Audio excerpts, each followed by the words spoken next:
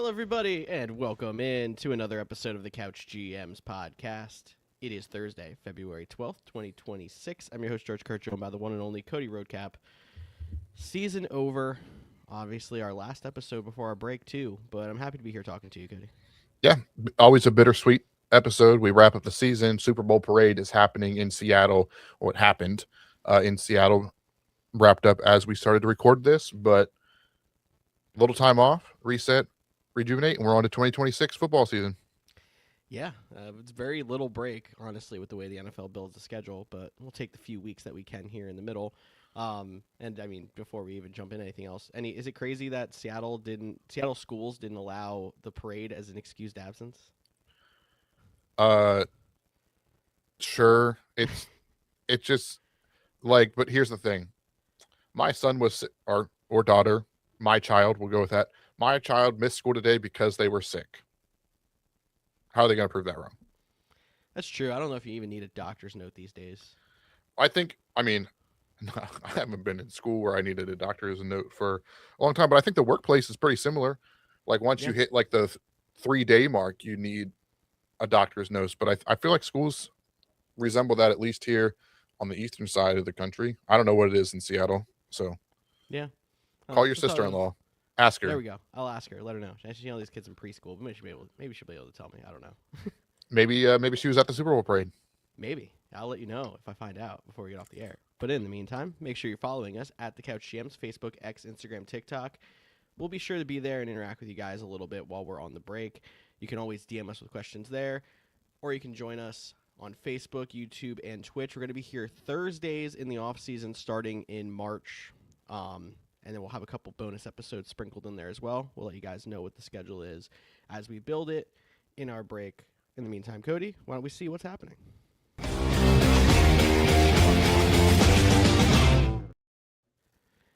Another sprinkling of international news that we got here. The 49ers are expected to be a host of the Mexico City game, which would make them the first team to play in 2 non-consecutive international games in a single season. Obviously, they're going to be the away team in the Melbourne game that's expected to be week 1 against the LA Rams. Yeah, definitely interesting. I mean, the Mexico City game is not the international taxing travel that it's almost like a halfway across the country flight kind of deal. Yeah, like it's not much different for San Fran, going to Mexico City than it is Houston, right? Like, yeah, geographically they're fairly close. It's not but it's still interesting that in a league where they're getting more and more international games, which sets it up to be, every team can play an international game each season. Because what we have, we're not there yet, but we're at 8 or 9 to see, team like the 49ers taking 2 in different countries.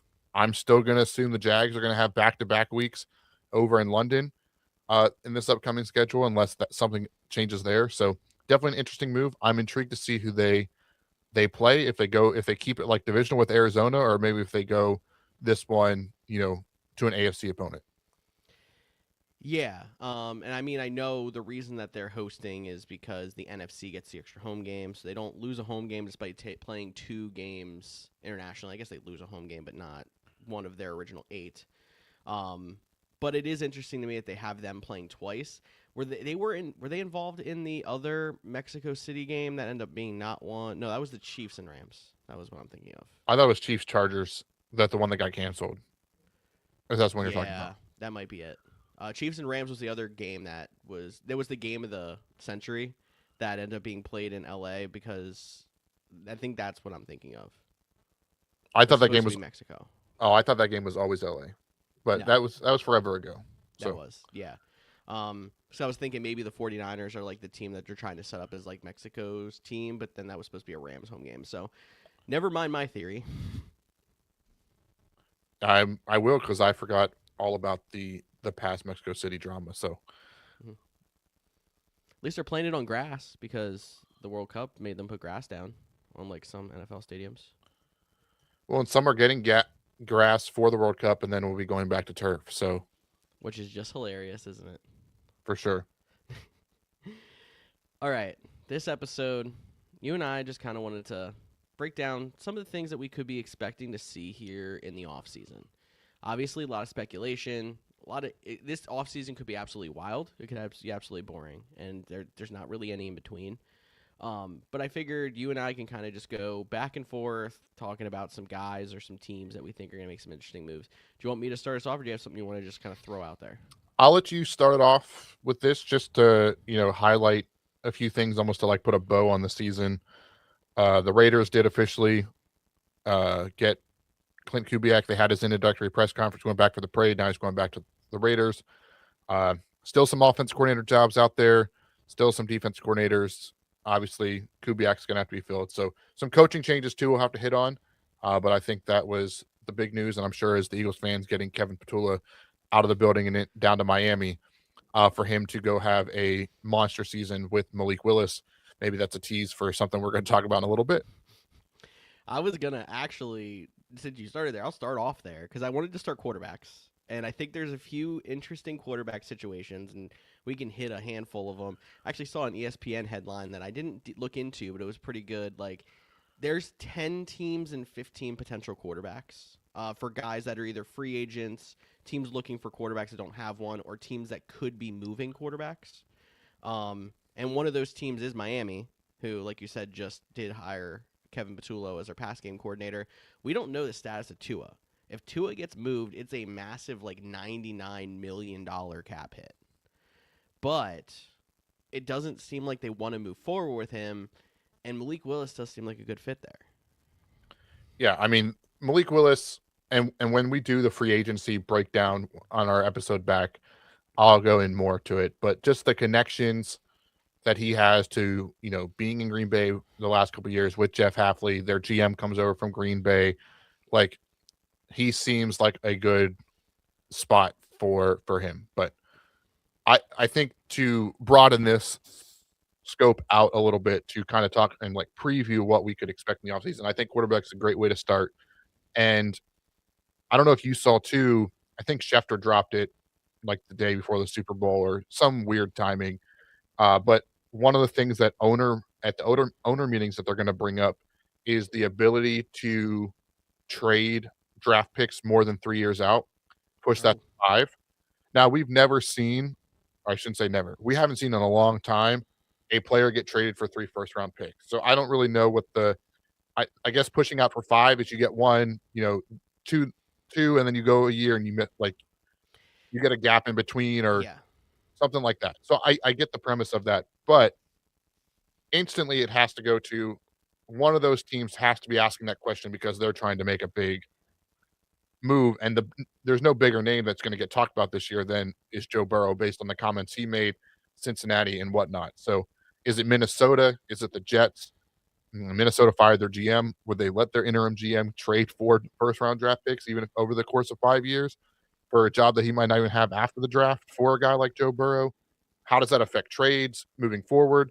I personally don't like the move. I think that'll just make even more bad teams. And like I think the NFL lives in that they want everyone to be 8 and 9 or 9 and 8 realm. And I think if you start getting rid of more and more draft picks, that makes those teams worse and worse or longer rebuilds, and it adds a bigger divide in the middle. Maybe I'm wrong, but that's kind of the thought process there.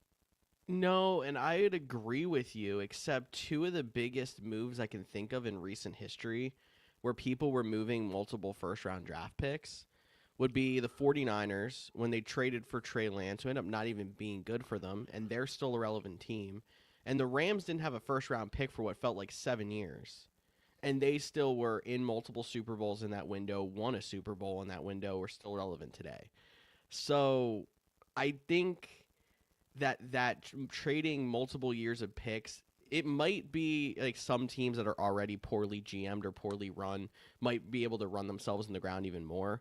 But it might give more flexibility to some of these well-run teams that they're going to go out and make a big move for a quarterback in the draft for an aging guy, per se, and being able to trade like this year's pick, next year's pick, and 4 years out. Give themselves a little bit of a try to soften the blow shorter term. Maybe it would actually work out better.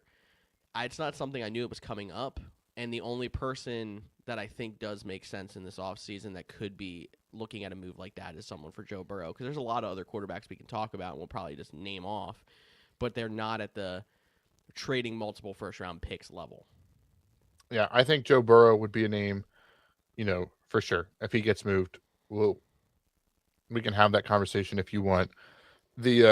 I think there is for every, you can say the 49ers, and maybe it is they got extremely lucky with Brock Purdy. Maybe it is, the Mac Jones situation, which again has come up that's who Kyle Shanahan wanted anyways, and then the GM took. That's hearsay. On the opposite spectrum, you could look at the Falcons. They're a bad team. They traded their first round pick this year, and their first round, well, not their, so they only traded one, but they did at the draft time to move up, and the player they took is now into some legal questions, but that shouldn't be considered into the conversation. But that was a bad team that got worse, and if they didn't go on a 3-game win streak, the Rams, who were the second best team in the NFC, probably have a top 5 pick. So that's where it's the Rams are going to get better. The Falcons got worse. So I think there's always examples of both sides of the story, so to speak. But do you want to talk about Joe Burrow or any other quarterbacks that you think might be on the move? I find it hard to believe if Joe Burrow actually does get moved, but it's going to be interesting to see what the temperature is in that room, knowing that Trey Hendrickson's probably gone. T. Higgins is probably gone because there's an out in his contract. So he's not going to be happy, but I don't see him moving, and I don't see Cincinnati being able to fix the roster around him to really make them super relevant. But I don't see people paying the price for him either, which is part of the problem. When I think of some of these teams that have been riding the, veteran retread guy, and I'm not saying Burrow would be a retread, would probably be more interested in trying to get, I don't know, Kirk Cousins, Kyler Murray, Tua kind of situation, paying a lot less as opposed to dumping the bank on Joe Burrow. Yeah, and maybe the T. Higgins one, there is definitely an out. The bigger out is in 2027, but just how the way the Bengals operate, that deal always seemed like it could be a potentially one and done kind of situation. But the Bengals are a notoriously cheap franchise, so maybe they don't want to eat the dead cap. I mean, although dead cap is cash they already paid, but we don't have to do a full salary cap breakdown because no one wants to listen to me do that. But back to your quarterback situations, I think that's what makes this offseason so interesting. All right, I was going to save this take for somewhere better in the show, but I'm just going to say it now to get out of the way because I think a lot of my comments are going to. I think this might be one of the worst free agency classes we've seen in a long time. I think this is one of the weaker draft classes we've seen in a long time. So I do think this might be the most interesting or the most active trade market and or players cut and re-signed. We'll hit more of the free agency stuff again in the March episode, but you mentioned Tua, Kirk Cousins, Kyler Murray, all 3 guys most likely to be cut. That's what we're thinking. Yep. But how much are you going to go after them? There's the potential of the Derek Carr unretiring. How does he play into a factor of that? You have Daniel Jones, who is having, an MVP-esque season to start the year, tore his Achilles. How much money does he get? Because he was only on a 1-year deal. Then you do have is there a way you can get Joe Burrow? If the Vikings said, we'll give you 3 first-round picks in Danielle Hunter, would they do that? Would you keep Joe Burrow? If it was anybody else but Cincinnati, I'd be like, they'd shut the door and say, no thanks, but it's Cincinnati. So that's what makes this fascinating. And then on I think that goes the same with the defensive guys. You're going to hear the Myles Garrett conversation again this year, even though the Browns the Eagles reportedly offered 3 first-round picks last year and the Browns turned it down. Max Crosby, there's already drama about, is he going to stay? Is he going to go? I think this is going to be a lot of, and I think because the salary cap is going up, these teams are having more and more influxes of money, especially at the bottom, and then that overvalues these players in terms of not get your bag 100%, but then you have these middle of the tier guys. No offense, Tutu Atwell got a 1-year, $10 million contract last year. Yeah. Tutu Atwell was a healthy scratch in the NFC Championship game. It's gonna be fun money, weird money. guys you've never heard of are going to get money. The big name, I think a lot of the big names are going to end up back on their teams. But so it could be if the trades don't happen, it could be a very, I mean, the NFL will spin it into a very exciting one. But the Bears will probably sign a defensive tackle and tell me why they're the best team of the offseason again. Okay. Maybe it'll be Jacksonville this year. Maybe they'll go on one of their, patented spending sprees now that they made the playoffs. Seattle, they have a lot of people, a lot of cap money, but they have a lot of people up for contract negotiations. So in terms of this offseason, I think the quarterbacks are going to lead it just because of the nature of the NFL. But I think there's a lot of positions that might not be great at free agency, but the trade market, the cut market is going to make it the most fascinating. I agree. And I think there's even one more X factor kind of guy that is very unknown that we don't know what's going to happen. Because I keep hearing whispers of Kirk is staying in Atlanta and the coaching staff wants him to start. And at that point, then, if Penix gets healthy, and I think that's a big if too, because you're not going to trade him while he's still rehabbing. The team's not going to take that risk. He has to pass a physical. Does he become somebody that becomes expendable through training camp or something? Do the Falcons keep him in-house thinking they can develop him still, and they just thought he didn't have enough time to develop? Their situation's more interesting than it seems from the peripheral, especially because you look at it and they tied for the division lead last year. They've been a team who they had the one really bad year, but otherwise they've kind of been closer than it seems in a division that's wide open. Yeah, I'm pretty sure though, one of the, and unless I'm completely wrong or got duped by Adam Schefter and not Adam Schefter, I'm pretty sure I saw during Super Bowl week that the plan was to release Kirk. But that opens up another question. If, the opposite side of that is Penix ready week one? What is Atlanta's situation? They already don't have the first round pick like we talked about. So maybe they are, this whole Kirk Cousins, Michael Penix could be like a catalyst that, starts a ball rolling at multiple positions or something like that. That's true. We've seen plenty of times in this sport and others, that first domino has to fall before everything else starts to. And if the Falcons release Kirk, he would be the first person that people would try to jump on if you're the team out there trying to get the veteran quarterback, the Steelers, the Jets, etc.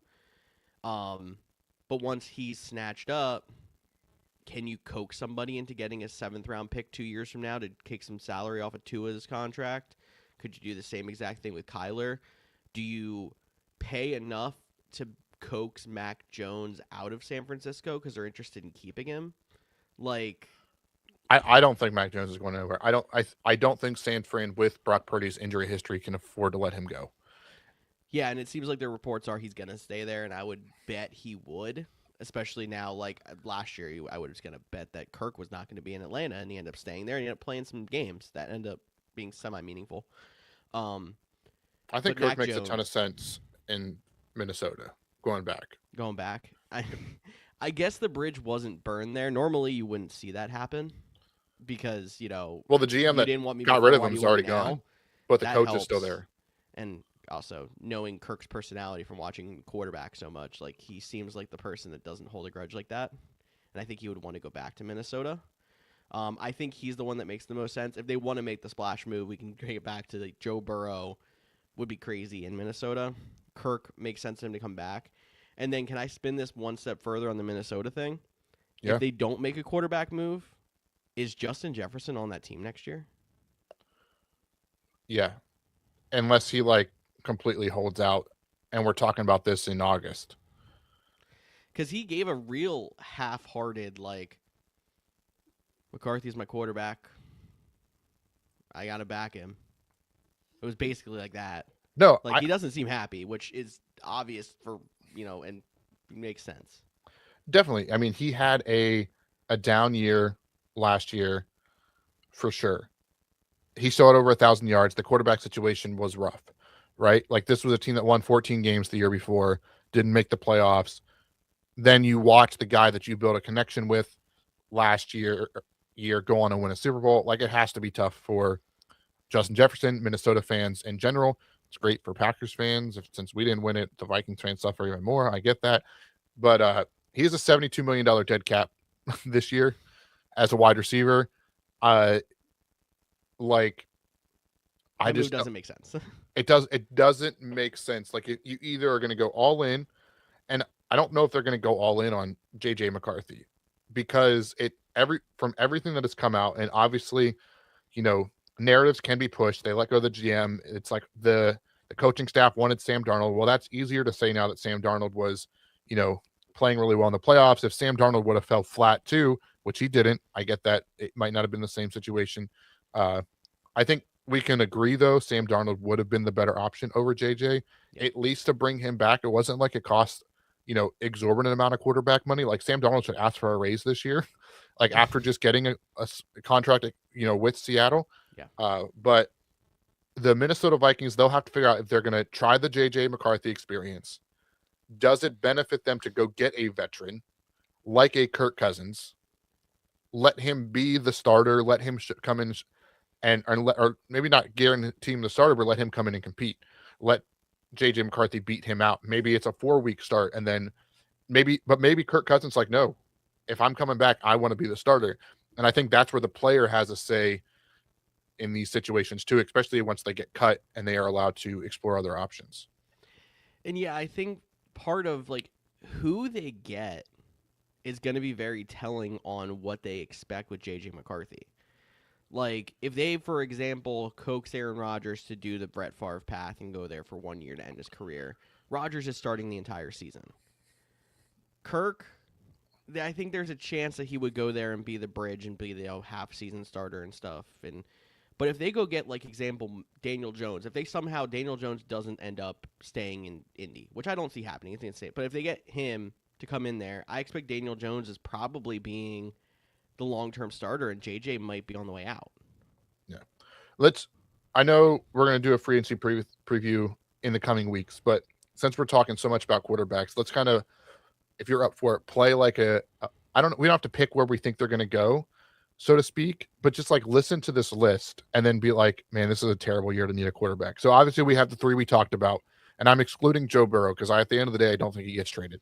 Yeah. You have the Tua, you have the Kyler, and you have, why am I blank? And Kirk, the guy we just talked about. Yep. Here are the actual free agent options. Daniel Jones, expect him to be back. Aaron Rodgers, expect him to be back or retired. Russell Wilson, do you want that? Probably Marcus Mariota, Zach career Wilson, backup. Tyrod Taylor, Joe Flacco, Kenny Pickett, Jimmy G, Mitchell Trubisky.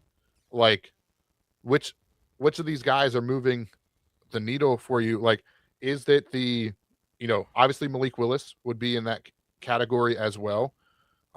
He's probably the most intriguing option, so to speak. Trey Lance is still a fascinating name to me. Not that I would want him to start. The dude's still only 25. Yeah. So, I've seen crazier. Could he be the next Sam Darnold, the next Baker Mayfield guy that finally gets his grip? Maybe not. It's hard to predict those guys. He'd be a lot of fun in like the Rams situation now that we know Matt Stafford is back. And even in the draft, like, there's one quarterback that might go. Like, we might get 2 quarterbacks in the first round, but I don't think we're like, that's just because of the quarterback position. It doesn't feel like it's a 2 quarterback first round draft. No, it is a really bad year to need a quarterback, because when I'm trying to like say these things, it's like, which of these guys really move the needle? And I think at the end of the day, you're going to have teams clamoring to get Kyler Murray is probably going to end up being the easiest expendable of the guys, because I don't know how the Dolphins are going to handle Tua when it comes to the contract situation. They end up staying there because of that or whatever.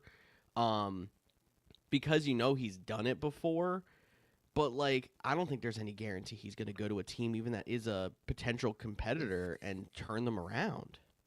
Like, if you put Kyler in Minnesota, who I think is a very solid overall team, I'm not convinced they're going to compete for their division and win. Like, they're going to be okay. They probably be a 9-10 win team. That's a tough division. They're not going to compete in the NFC. Where do you have a thought process of where you think Kyler might end up, or maybe not where he might end up, where you think his best fit would be?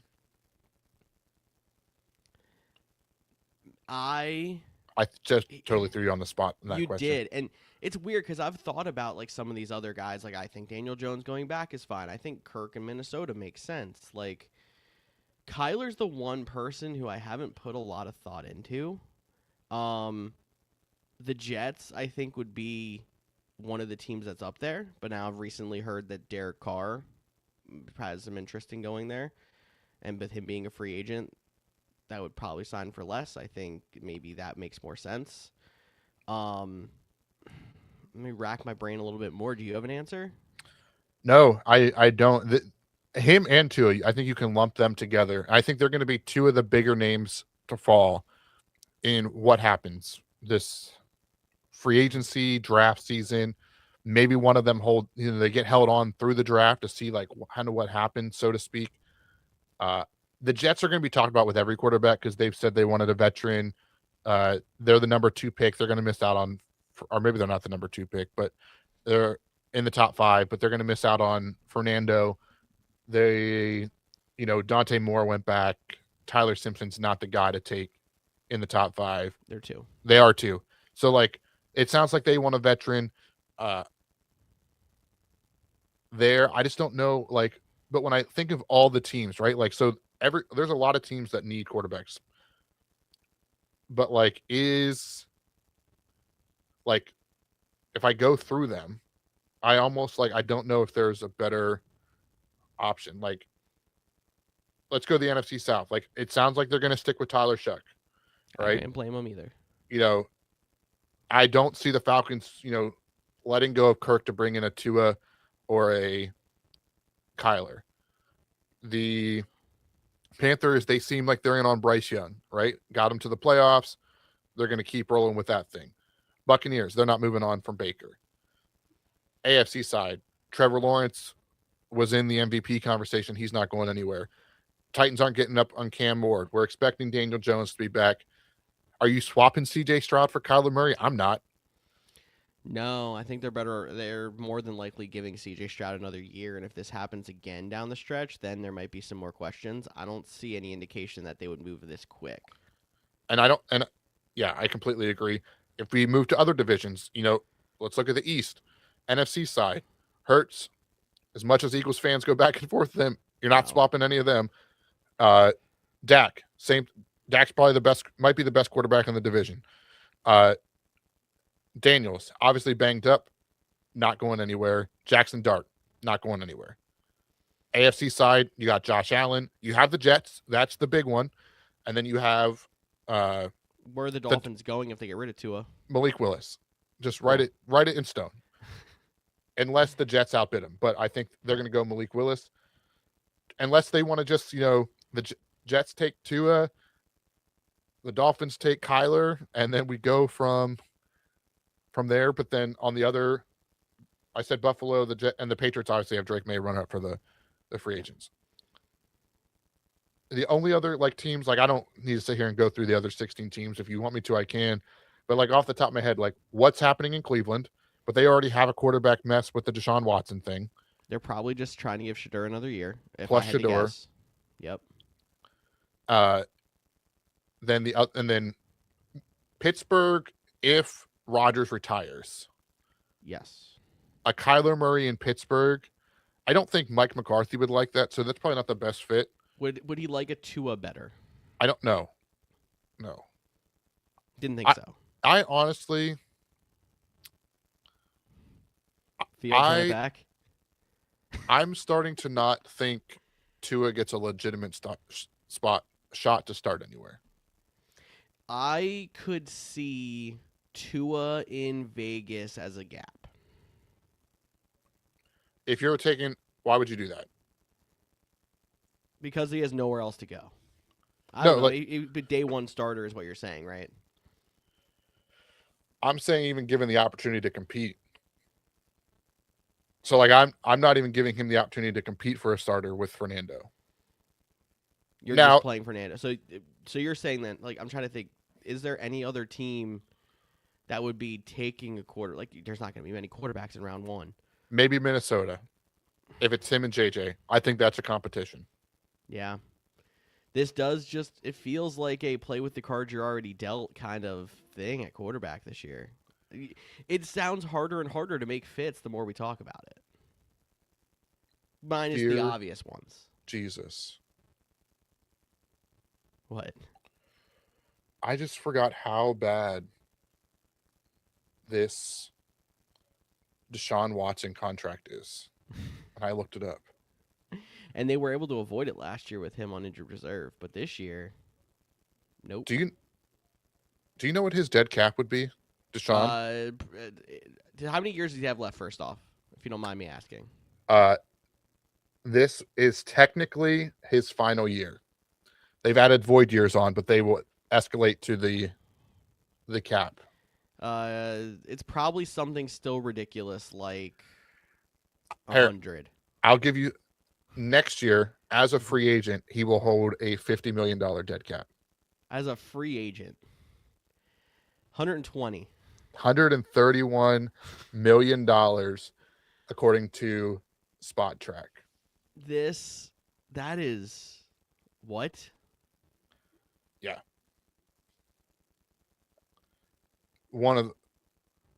Just crazy. I don't even really have words because, like, we talk about how bad Tua's dead cap is, and then there's Deshaun Watson in the last year. Is that a record for dead cap in the last year of a deal?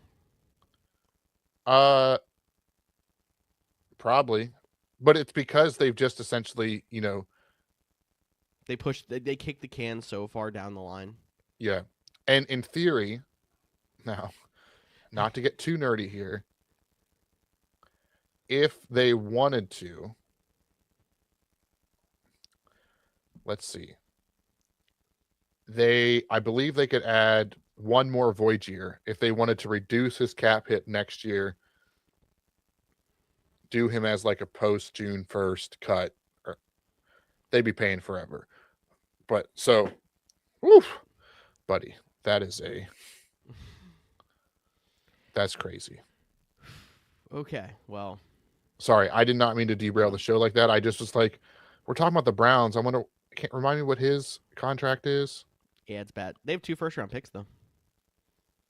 Great. I don't know how they're gonna pay for him. Yeah, but Jacksonville also made the playoffs, so it's not even 24, and then their pick is 6. All right. So if I jump over the cap for what it's worth, if they cut him post June 1st, it would go down to $80 million.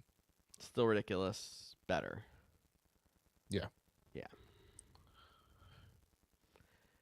that's crazy. But that would also mean he would have a $25 million cap hit next year, 16 the year after that, and 17 or 7 the year after that. So 3 additional years, if I'm reading this correctly. The void years it might toll, and that might all be $50 million next year. So that's the salary cap stuff that I'm not the most familiar with, as much as I like to believe I am. And it's what they're trying to get rid of. Something we'll keep an eye on with rule changes at the owners' meetings, right? Yeah, they want to try to fix the situation because the salary cap is not equivalent to cash. And because I don't can void things and Yep. add guarantees to lower cap hits and stuff. I don't know. Yeah, so real simple, real basic. When you see an NFL contract, you see the total number and you see the guaranteed number, which is equated to the signing bonus. And that a lot of times you'll see, if you look at the full breakdown, you'll hear a roster bonus. And then a roster bonus, which you're going to hear a lot about, is the stuff that they convert to a signing bonus, which they don't need the player's permission for. This is something that's just available in the contract. And what that does is, say player X has a $9 million roster bonus this year. So meaning if he's on the roster, and normally they're like day 3, first day 5 of the new year, he's getting a $9 million check. That's guaranteed. That's on the cap.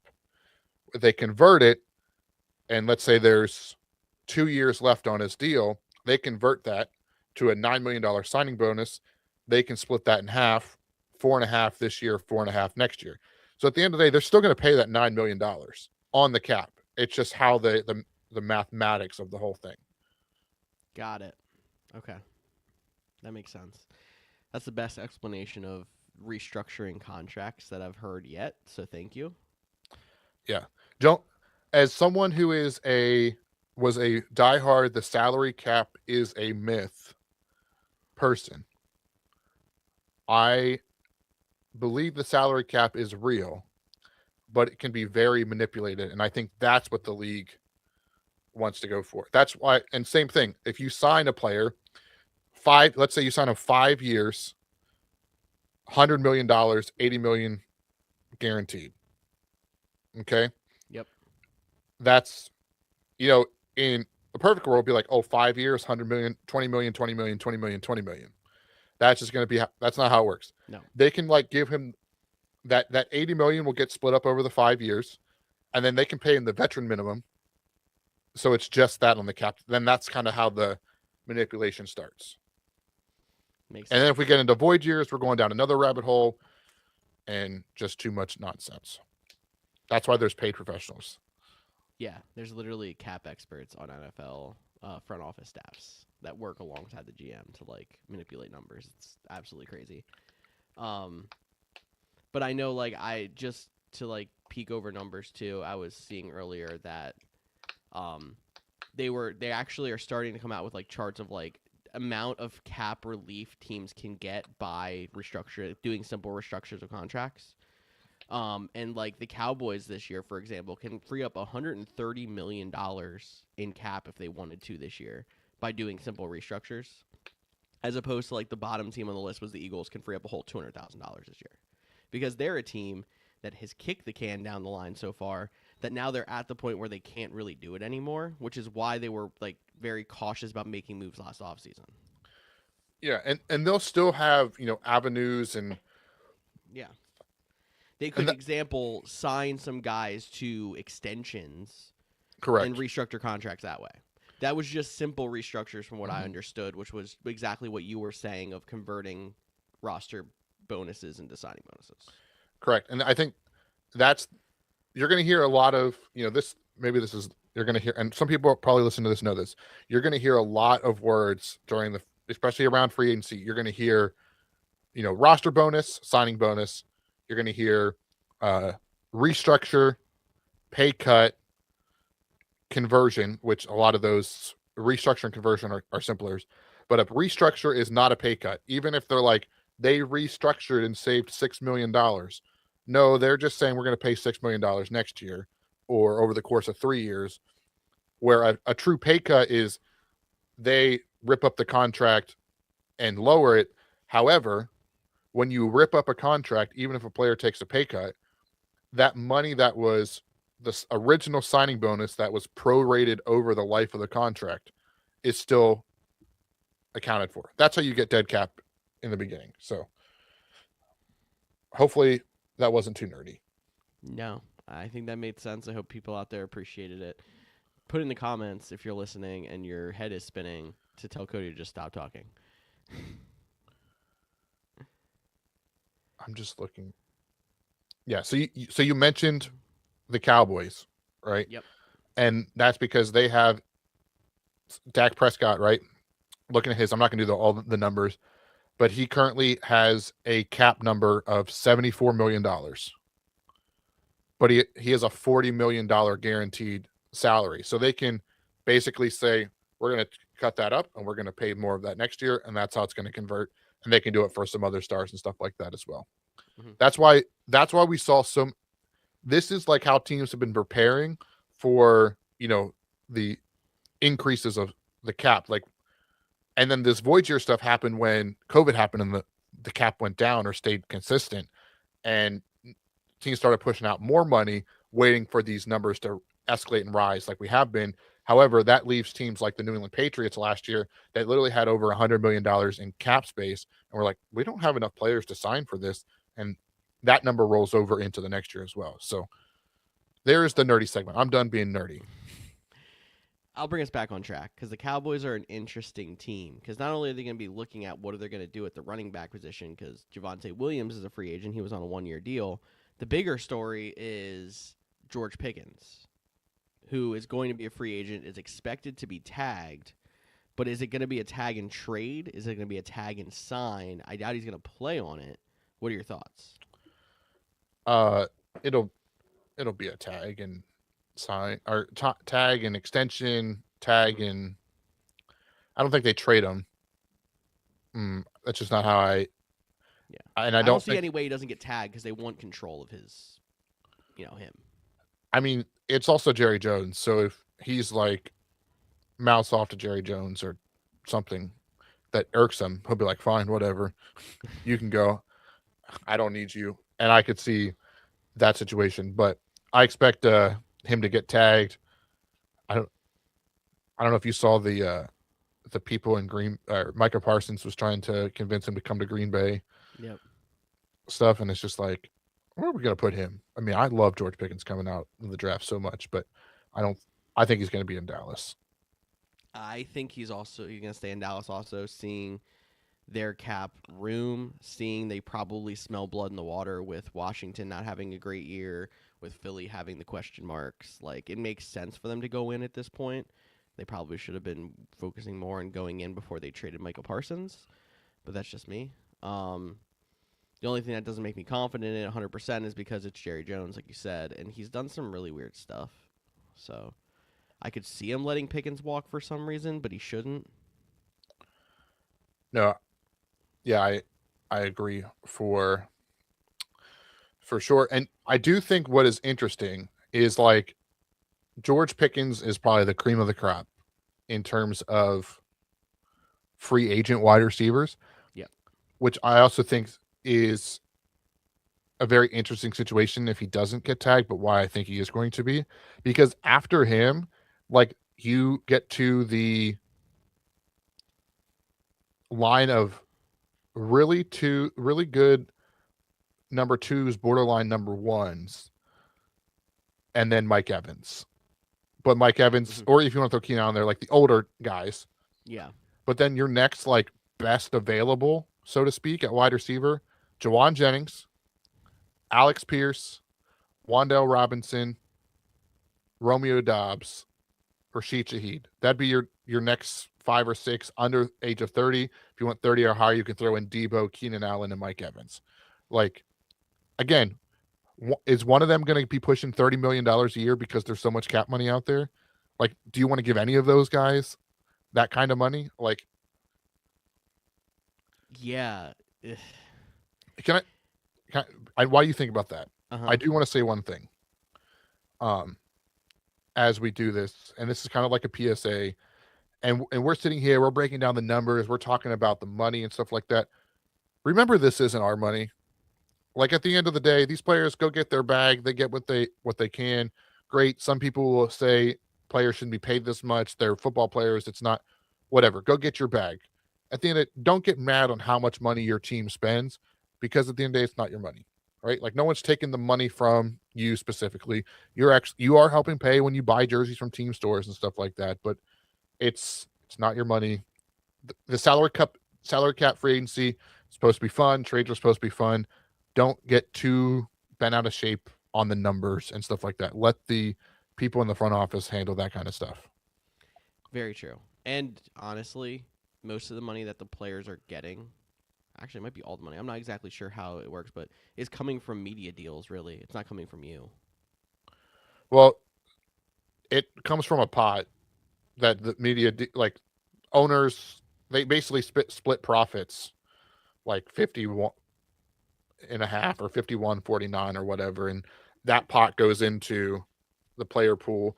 But nope, I was gonna say, to get super nerdy again, like when a player gets a signing bonus and he gets it all up front, that's not in the salary cap. That oftentimes comes out of like owners' pockets if it's not, or rainy day funds and stuff like that. So yeah, that's why if you look at like a cash value, like the amount of cash spent, like over the last 10 years, I don't know where they rank. It might be number 1, being the Cleveland Browns in terms of total cash. Yeah, I could see that. Back to your question about like wide receivers in this market. George Pickens is definitely the cream of the crop.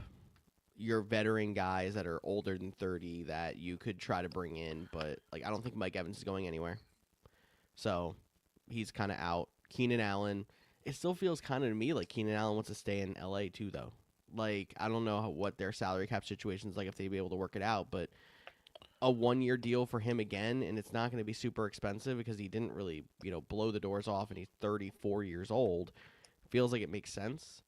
So like, it's nice. I'm actually on Spot Track, and they do like a market value estimation by AAV, and that's why your next three guys in expected AAV behind George Pickens are Jawan Jennings, Alec Pierce, Wan'Dale Robinson, and I can't say I'm confident in any of them to really like be a difference-making guy, and it feels like if any of them get that like $15 to $20 million a year contract, which is probably going to be the market value for them because of how, like you said, Tutu Atwell got 10 last year to be a healthy scratch in the playoffs. It feels almost like it would be like a Christian Kirk type signing. He was fine. Was he a like real difference-making receiver? No. And one season he was pretty good. Yeah, that one time. He was really good in a playoff game, and not even on the team that we're talking about signed him to the big deal. But so you bring up the market value, and you'll hear that. That's another word you can add to your cheat sheet of words you're going to hear this offseason. Market value, AAV. A lot of agents average per year. They'll be like highest at this position ever or whatever. You're going to hear some of that stuff. But remember, Alex Pierce, Jawan Jennings, Romeo Doubs, right? According to Spot Track, they have an average annual value different estimated of $10 million. Romeo Doubs is down at 12. Jawan Jennings is up at 22. Now, if they're all sitting in free agency, that number is going to be a lot closer than that $10 million number. So that's why it's even hard to go off stuff like this. Like, if you told me Romeo Doubs only goes for 12, I think Alex Pierce only goes for 14. You tell me Alex Pierce goes for 20, Romeo Doubs probably goes for 18. Like, that's kind of the Dobbs might even get paid the most because he's the youngest of the three. I mean, by months there, but still. But also, like, Dobbs might even end up working in Dobbs' favor if he sees Jennings and Pierce get big contracts and go before him. If some people see him as the last young receiver with that kind of ceiling, he's going to get more money for that reason because people are going to be bidding him up. Yeah, for sure. And that is kind of like the group, like what Pierce, Wan'Dale Robinson, Romeo Doubs are kind of the group in that 25-year-old range that seem to have that ceiling. The other guys that you're in that like younger range are like Calvin Austin, Jalen Naylor, Jalen Tolbert. Who cares? They're all older than the three names you just mentioned. A whole year older, but like again, like the ceiling doesn't seem like it's there like the others does. Yeah. And I'm not even saying the ceiling's super high on those guys. Which is why, like, Jawan Jennings is your number 2 expected AAV on this free agent market. Probably going to be the highest once George Pickens gets tagged. And does San Fran let him go now that I mean, it feels like he's gone, but... We didn't even mention Ayuk. Yeah, Ayuk is in there. Ayuk is an interesting name, for sure. Who would have to get traded, more than likely? I say that because I think someone would give a 7th round, but you think he's going to get cut and they'll take the dead cap. I thought they already cut him, to be honest with you. No, he's on the roster. He was just on IR all year. I know, but I thought they finally cut him like a couple days after the season. I could be completely wrong. I know the GM basically said, yeah, he's not coming back. So at that point, why would you trade a pick? It's true. Trade a 7th round pick 4 years from now after they make the... And he's going to Washington. He's going to be the replacement for Deebo Samuel. Who knows where he's going? He's going back to San Fran. They're going to swap. That'd be something. I wouldn't hate that move. I feel like it gives San Fran somebody who... Deebo's not the same player he was before, obviously. With the way that he plays at 30 years old now, it's not going to be the same Deebo that you expected to see previously in Washington. And in San Fran. But could work with the young pieces they have around there. Like if they can get Ricky Pierce all healthy, I still think he has a chance to be their number 1. Yeah, I think that would be interesting. We only have about like 10 minutes left, and we're still only on the second position group. But we're going to do a full free agency preview. Is there any defensive players you want to hit on? Obviously, the Trey Hendrickson situation. He's available. Where does he go? How does that core injury? But is there any defensive players you want to talk about? Feel like there's a bunch of older guys that are going to be interesting to see where they go. The Khalil Mack kind of deal, Joey Bosa, for example. When it comes to younger players, I mean, I guess I can consider the older players. You're going to hear the Myles Garrett thing again, but I don't think he's going anywhere. I mean, younger players on the market. Is there anybody that's like really amazing? Like, what is the best that I can think of? Jalen Phillips. Phillips would be up there as the younger players. Adoe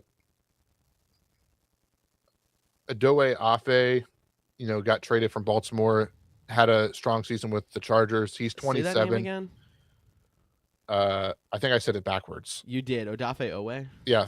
Yeah. Once you said that, I was like, I think I said his name backwards. Owe Odafe. Just remember, he came out of the draft as Jason Owe and then changed his name to his given name, Odafe. So just to throw you off, I love it. But at other positions, like, I mean, who's going to pay 39-year-old Calais Campbell? That's what I really want to know. I feel like he's just never going to retire, right? Every time we think he is, he just keeps coming back. I think, too, something to pay attention to, there's not a lot of great names. They're like all at like that 30 mark. But like pay attention to like the defensive line. I think the defensive line between the Seahawks winning the Super Bowl this year, what Milton Williams did for the Patriots defensive line, how the Eagles dominated the defensive line a year ago. I think that is like, we're seeing a lot of the NFL. They want to play that too high, but they're trying to find ways that they can still stop the run with 4 guys so they can opt them. And that's kind of been like the new cheat code on defense, which is why scoring has been down. But like these defensive linemen, defensive tackles getting bigger and bigger paychecks because teams want to play 4 down linemen, go after the quarterback, stop the run, everyone else in coverage. So I think you might see some prize names there getting some big paydays, especially at the defensive line where, going back to Spot Track, the highest market value right now, I don't know why they have Jalen Phillips listed as interior defensive line. I guess maybe in a 3-4 he would be considered that, but yeah, I wouldn't. It's still Calais Campbell at 39. That's why I brought his name up. But like that's only at $10 million. So like I think that those money numbers are going to be a lot higher than people anticipate. Yeah, there's a lot of older guys on this list that I'm surprised to still see around getting this much money, but it's because of teams trying to find interior defensive linemen to stop the run. Calais Campbell, Cameron Jordan, Sheldon Rankins, some of these guys you've heard around for a long time that are still going to get decent contracts on the market. Yeah. All right. I have a question for you. I'm throwing something in your lap. Right. If you want it. Since we only have like 5 minutes left. I'm not asking you to tell me a 2,000-yard rusher yet, but we're going to, that same vein, hot takes, bold predictions, regular predictions, just of the offseason. If you got 3, I'll take 3. Oh, my gosh. We'll go back and forth. You can do one at a time. You talked me off the ledge of one of mine because I was questioning if we were going to see Justin Jefferson get moved this offseason. Because I know your big name seemed to be like Joe Burrow's when you came out of the gate with, and I'm not quite sure that the Vikings are going to do enough to make Justin Jefferson happy. All right, so I need you to say it like a bold prediction you're cutting for TikTok. This offseason, the Minnesota Vikings will be trading. Yeah, okay. You gonna do it for your TikTok? No, actually. Oh, you don't want that. You don't want that smoke on the internet. You don't want that spice. I got you. No, but if you would have kept going, I would have cut it for you. I know. I was very clear when I was gonna stop on that one. Yeah. No, really, I think if there is a chance of there being a massive move in the trade market, I still think Justin Jefferson's the most intriguing name. I think Justin Jefferson could get traded this offseason. Other than that, like, there's a couple of really good moves I think that could be made on like free agents and stuff. Um, I don't know if there's going to be any surprising extensions, but like AJ Brown was another team name that I didn't even bring up this episode, but like he's staying put in my mind from everything I've heard from both sides. So that's not going to be super exciting. I know there were rumors, but at this as the season was ending, is Lamar Jackson going to get moved? I think with the coaching regime change, that's not happening. So nothing crazy on those fronts. Where are you at? Give me one. Yeah, so mine is similar. Um, mine was just I think the biggest moves of this offseason will be superstars being moved. And I will go with I don't know how many. I think we could get as many as 4 or 5 getting moved just because of this situation. But maybe I'll rein it in a little bit, not go to move. And I'll give you a team too. Max Crosby Yep. gets traded to the Detroit Lions. Crosby across from Hendrickson. Hutchinson, but I knew what you meant. Yeah, that's what I meant. My bad. We were talking so much about Trey Hendrickson that it crossed me up. There could be some reverse jinx in this because I do not want that at all. Jordan Love does not want that at all. Yeah, could you? I mean, the whole Joe Burrow to Minnesota. Could you imagine that quarterback? Those 4 teams, like that gauntlet. It already is a gauntlet. Yeah, it would just be even more. I mean, the worst team in that division finished above 500. If you told me Burrow was going there, I would say every team in that division finishes above 500 again, which is already a bold prediction. It doesn't feel bold because it just happened, but that doesn't happen. yeah, I think Max Crosby is definitely he's been in trade rumors before. I don't know what the numbers look like for that situation. I don't think Myles Garrett gets out as much as he probably wants out after the year that they had. Yeah, I think he's kind of stuck there after the contract and everything else. Trying to think of something that would be a little bit spicy for you. Is he a free agent? Sorry, I'm reeling at this point apparently. It's all good. Yeah, okay. I got one for you. Someone I missed actually on our free agent list. Kyle Pitts becomes the highest paid tight end in the NFL right now. Brother, please be serious. No, I mean, it's not going to happen because there's a couple of guys that still have big contracts like George Kittle, but like Kelsey's contract's dropping off the books, for example. You think he's getting more than Trey McBride? Trey McBride getting a contract this offseason? No, I'm saying, is he going to pass Trey McBride's number? How much is McBride at? Homie, I don't. Trey McBride. He's going to get paid the most this offseason. So he's getting paid the most. That's for sure. So he signed it was 4 years. What, $76 million he signed last year to be the highest paid. I believe it was the highest paid. Just short of 20. Yeah, Pitts will probably be in the 15 range. Okay. Because I think Tucker Kraft is going to come right underneath it. Tucker Kraft should be over it, but it's not going to happen because of the injury. I don't think the injury plays a factor into it. I don't know if Tucker would have gotten it because of. I mean, he can. That's how the market works. Like if you told me Tucker Kraft signed a 4-year, $77 million contract just so he beats it, I would not be surprised at all. I just think I think McBride gets a little bit of the receiver credit. Like his numbers gets a little influx because of the receiving ability. But hey, the market sets the price, so I like that. If someone really wants him, and there's interest from multiple places too. That's the other thing that's going to be interesting. Is there going to be interest from multiple teams? And I think there will be because he had such a strong finish to the season. But just because, I mean, I know fantasy here, and that's kind of where I start.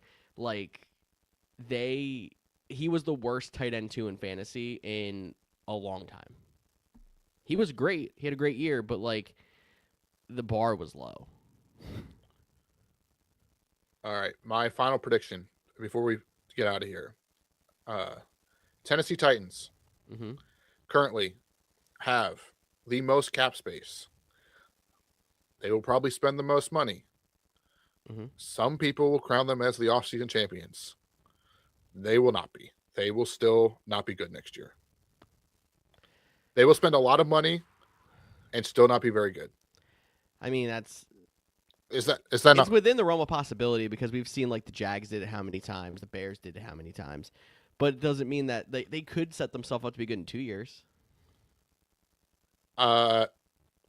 Are you just not a Cam Ward believer? Are you not a Robert Saleh believer? No, I actually like my take less because Robert Saleh is there. Cam Ward's fine. The premise of this hot take, if you want to call it that, which is not even a hot take, they were the worst, one of the worst teams in the league last year, is how many players can they get to make them better. However, it's more of this free agency class isn't that good. So, like, if you told me they spend $100 million on day one and they walk out of here with their new bona fide number one wide receiver in Jawan Jennings, they get their offensive tackle in Rasheed Walker, and they get their defensive lineman in Sheldon Rankins, like, there'll be a lot of money, but not a lot of needle moving. So maybe there was a better way to word that whole situation. And maybe I use them because they have the most cap space. I just think in general, we may look back at this in 5 years as one of the worst free agent classes. Someone will hit. They always do. Yeah. But I think the bargain base, not the bargain basement, but like the guys that are cut for cap reasons will play a bigger factor. And the second wave, the guys that you find for $8 million on a 2-year deal that becomes a solid star, will be the more impactful players over the next 2 years than the big names at the top. And I think the most interesting thing about it all is we spent a whole lot of time on the wide receivers and the quarterbacks. And I think the places where you're going to find the most value on the free agent market, at least, is going to be running back and tight end. The two positions we didn't talk about as much, and I'm sure we're going to hit a lot more on them once we see how things break down going into March. But I think a lot of the big guys at receiver, potentially even at running back, are going to be locked up to deals before the market opens. Yeah. And running back gets interesting too, because like you have Breece Hall, Ken Walker, Super Bowl MVP, but like then you have a lot of solid but not great after that. Travis Etienne's probably mad that I just said that. So Travis Etienne's another guy I think that deserves a little bit more value on there, but like Javonte Williams was a difference maker this year. yeah, Etienne's just the older running back. He's already 27, getting ready to get a second contract. So that's where I think his number might. But to your point, his number might be lower because of the dreaded number, right? Yep, 27 being the wall. So, but instead, he might end up being the better signing in over the next couple of years versus like a Breece Hall. But to your point, like maybe even the value in that position comes to the second tier guys. Can you get a team that gets something out of Brian Robinson? How about Kenny Gainwell? Yeah, I mean, I don't want to go too crazy and start getting back to like the Miles Sanders, Tyler Algier, Kareem Hunt. No, Algier is interesting, but Kenny Gainwell's interesting because he proved that he can be a top end pass catching back this year. Yeah, Brian Robinson, people think have a lot of, hope that he could still be a starting running back. He just was brought in as insurance for Christian McCaffrey, and he might still end up being there as insurance for Christian McCaffrey, but that's not the point. Yeah, that's all I got. I mean, I could keep we can doing all the positions, and I could tell you why these offensive linemen are going to get crazy numbers, and it's going to be a lot. But if anyone's out there in the comments and counted how many names that we hit over this hour and 4 minutes, I think it'd be pretty interesting to see because I think we talked about quite a few guys, which is good, and that was our goal for this episode, and we'll talk about quite a few more when we get back. Yeah, definitely. Like George mentioned, we are going to be taking a short break at the top of the show. He mentioned that. That's me. It's me. I'm just kidding. Oh, I was like, what? But that was me in like producer mode now, trying to find my button. And then you're like, it's not you, it's me. I'm like, are you doing the outro or something like that? No, I'm making a joke. I'm gonna start playing the music though, because we are gonna get out of here. I'm feeding the urge. I'm down to counter up. But first off, thank you so much for hanging out with us all season for another full season of Couch Jams podcast. We'll be back in just a couple of weeks to get ready for free agency. We got mock drafts coming. We got getting you ready for the NFL draft. Great content the rest of the year as we get closer and closer to the 2026 NFL season. Make sure you're following us on social media. I'm Cody Roadcap. That's George Kerr. We'll talk to you all in a couple weeks.